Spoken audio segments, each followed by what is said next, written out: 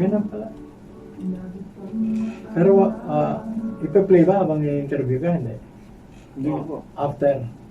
Opo. Singit na po. Singit na ano? Yung hindi po kasabay nagsasalita. Hindi daw kasabay ang kanta sa interview.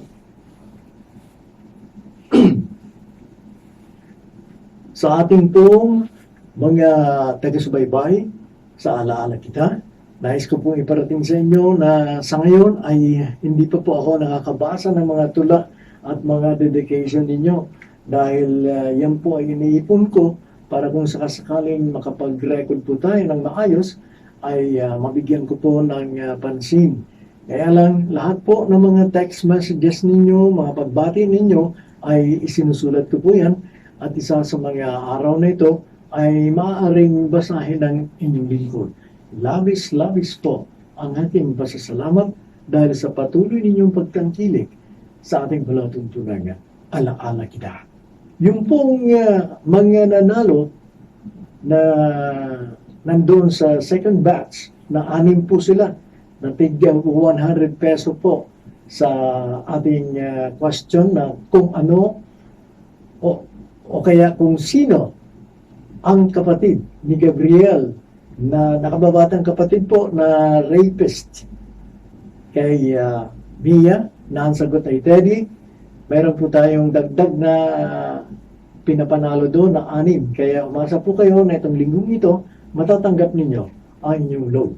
Meron pa tayong isang katanungan na hindi ko pa po nayahayag ang mga winners kung saan ang tanong ay sino ang pinapantasya ni JC doon sa Virgin pa po ako drama series episode.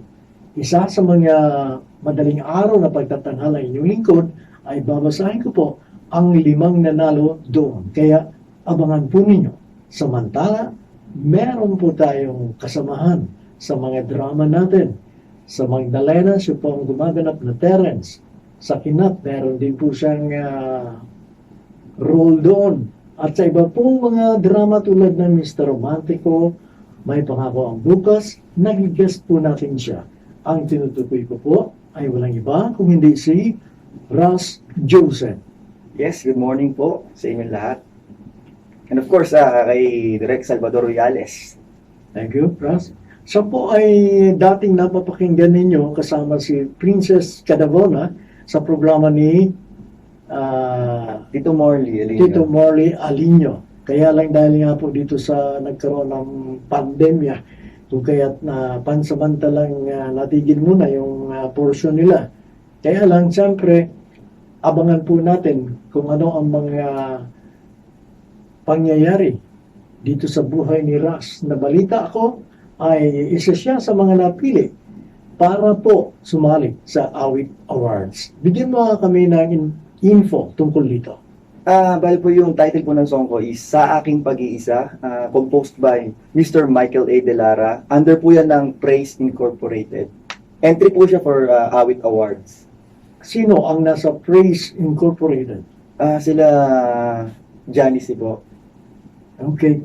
Yung composer mo dito, siya rin ba yung nag-compose ng kanta nung isang Yes po, yung Ikaw ang Ibigin Ko. Ikaw ang Yes Ibigin po, Ko yung ni hit song ni Josh Garcia. Josh Garcia na madalas pinatutugtog po natin. May version ka rin noon na ginamit ko sa Mr. Romantico. Mga kaibigan, inaanyayahan ko po kayong pakinggang mabuti ang panlaban na ito sa Awit Awards ng ating pinagmamalaking kasamang drama talent na walang iba kundi si Ross Joseph. Play yung song. After ma-play ang song, mag-invite ka na. Sa'yo na. Tapos na ako. Okay. Yes, iniimbitahan ko po kayo lahat na supportahan po ang aking entry sa Awit Awards. Sa Aking Pag-iisa under Praise Incorporated. This is Rush Juzen, DZRH Drama Talent.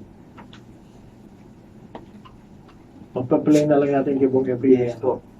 Every alaala kita. Woo! Yay! Thank you so much po, Direk. Sa atin pong mga